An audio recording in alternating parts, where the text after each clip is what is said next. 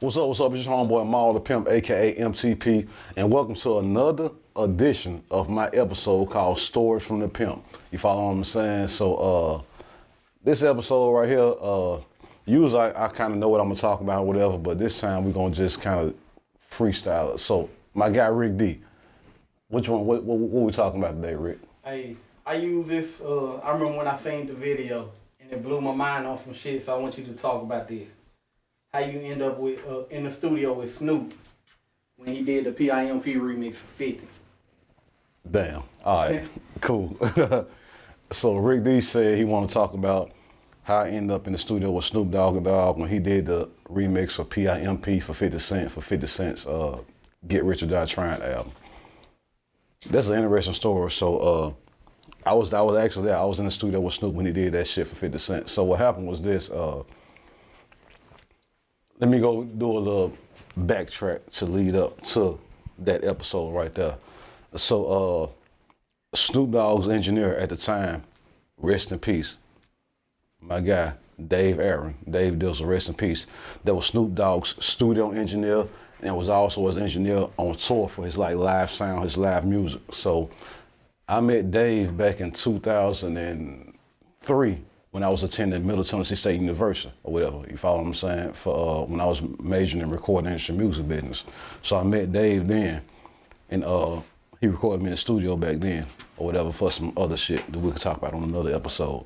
But pretty much after that situation happened, me and him switched numbers or whatever. He was like, man, now Dave is living in LA.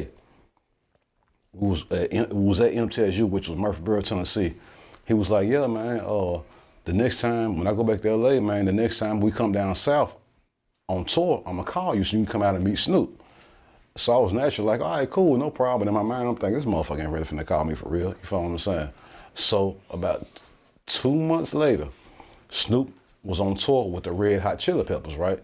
So Dave called me, was like, hey, we on tour with the Red Hot Chili Peppers. We gonna be in Atlanta on this day. You wanna come down? Of course, hell yeah, I wanna come down. The fuck you talking about? Yeah, you feel me? So I go to Atlanta. This was on a Saturday right here. So Snoop and the Red Hot Chili Peppers had a concert at the amphitheater in Atlanta. You follow what I'm saying? So we go to the concert, do the concert. We backstage on the tour bus. I mean, backstage, chilling, smoking, doing all, the shit that come with that after the tour. And then I guess Snoop's management or whatever get a call saying he got to go to the studio to knock out an important project that needs to be sent back ASAP. You feel me? So we leave the amphitheater, was on a tour bus. We go back to the studio. Now the word that I heard was he got to hit the studio late night because it's something that need to be knocked out and sent back ASAP. That's what I heard. I don't know what the fuck they're talking about, but that's what I heard. You feel me? We get back to the studio. We leave the amphitheater and we go to what's that shit? Patchwork Studio in Atlanta. We go back to Patchwork in Atlanta. You feel me? So we pull up at the studio. Snoop stays on the tour bus. Snoop, Daz, Superfly, what's the boy name? Percy, Big Percy, all of them there on the tour bus or whatever, you feel me? So we go in the studio, I go in there with Dave. He pulled a Pro Tools session up. Hit the song. I don't know what you heard about me, but babies can't get $1 out of me. And I lack no birds you can't see, cause I'm a motherfucking PIMP. I'm like, oh, this 50 Cent shit right here. This what he got to go record. This 50 Cent shit. At the time, Get Rich or Die Trying was blazing. You feel me? It was blazing the street.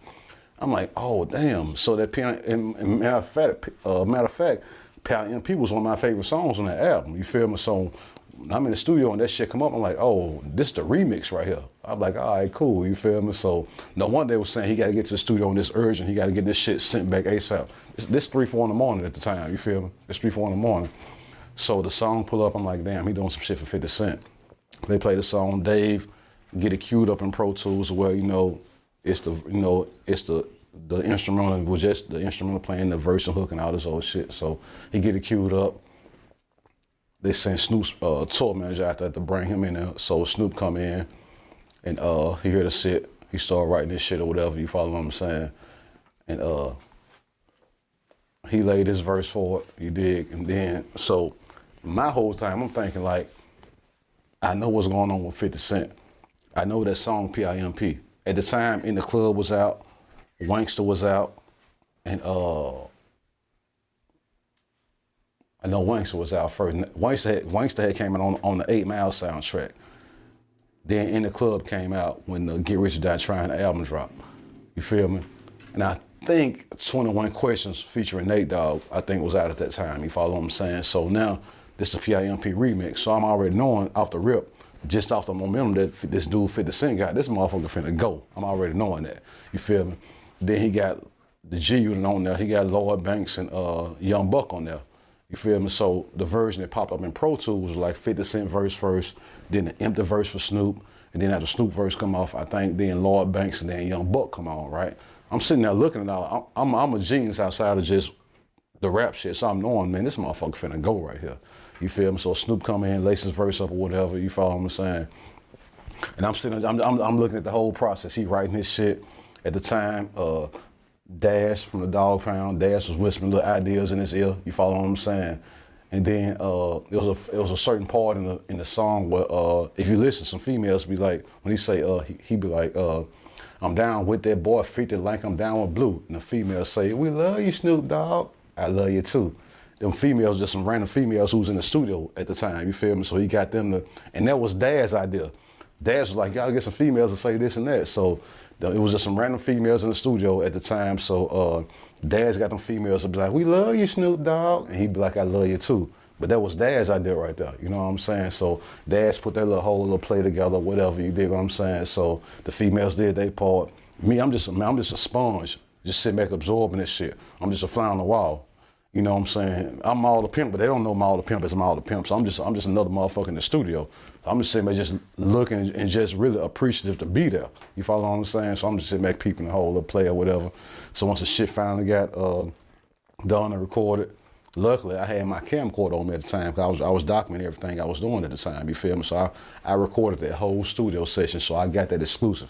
And nobody else got that, but I got that exclusive studio session of Snoop Dogg in the studio recording PIMP for 50 Cent. You follow what I'm saying? I got that, which is on my website called Pimpoholic TV. I got that shit, you dig? And it came out on my DVD called Show It To Me, the DVD. So once that shit finally got done and it came out and the video hit, 50 Cent featuring Snoop Dogg and G Unit, the PIMP remix. I think Pimp Ken and Bishop Don Juan and everybody who had that little, who was on that pimp shit, they was all in the video. When the fans look at that video, they probably see a hot song. When I look at that video, I see, man, I was there when that shit got recorded right there. You follow me? So I see a whole nother light when I see it. You follow what I'm saying?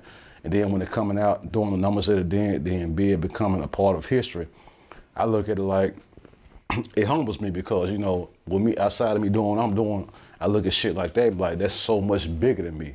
It's so much bigger than me, but I was there when that shit happened. You follow what I'm saying? So for me, each time I hear PIMP, I'm thinking, man, I was there when dude recorded that motherfucker. You follow what I'm saying? I saw that shit bar for bar, word for word, you know what I'm saying, line for line, and then saw him get in the booth and do that. You know what I'm saying? And people don't know that unless you know me. So each time Maal the Pimp hears 50 Cent PIMP remix, I flash back to the moment in time because I saw that shit come to light. You follow what I'm saying? So yeah. So that's my story about me being in the studio with Snoop Dogg when he recorded the PIMP remix of 50 Cent. You feel me? I was actually there. That's a moment in time for me. That's like a landmark. You dig what I'm saying? So hey, before you close it out, did you, being an artist, did you learn anything from that session? Yeah, I did. This is what I learned. I don't know if this makes sense, but like I say this. This was at Patchwork Studio, right? It was probably about at least 50 people in there when we did that. When he did that, about 50 people in there. You follow what I'm saying? Females, his entourage, you know, people who he was cool with or whatever. So it's about 56 people in the studio at that time. You follow what I'm saying? What I learned from that is like, of course, Snoop is an artist, so he gonna write his own shit. But he was writing this shit while the beat was playing. Then here come Dash, whispering shit in his ear. Here come, what's my guy name? OG Daddy V, whispering shit in his ear. So, and then the fact that Dash was able to say, we ought to put females in here and say this and that right there. Basically, it was like, it's all about Snoop, but the people around you still brought that element to the table that made your shit come out even better. it was Dad's the one that said, man, put them females in there and say, we love you, Snoop Dogg. I love you too. You feel what I'm saying? Not saying that he wouldn't have thought it on his own, but the fact that the studio was so crowded, that's that many more mindsets working. That many more people who just giving creative, not criticism, but creative thoughts. You follow what I'm saying? So, what I learned from that, like, cause some artists, and this is why I say I learned from some artists like to be in the studio by themselves. Like, man, I don't need a bunch of niggas around me. I'm just gonna do my own thing. And then some artists like to have a bunch of people in there because they can feed off the energy and make what they make their artistry come out to be a lot better.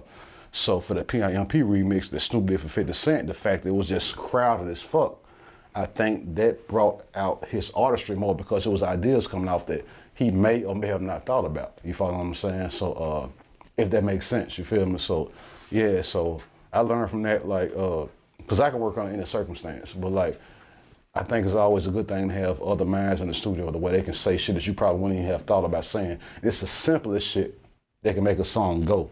The simplest shit, you feel me? So yeah, that's what I took from that, yeah.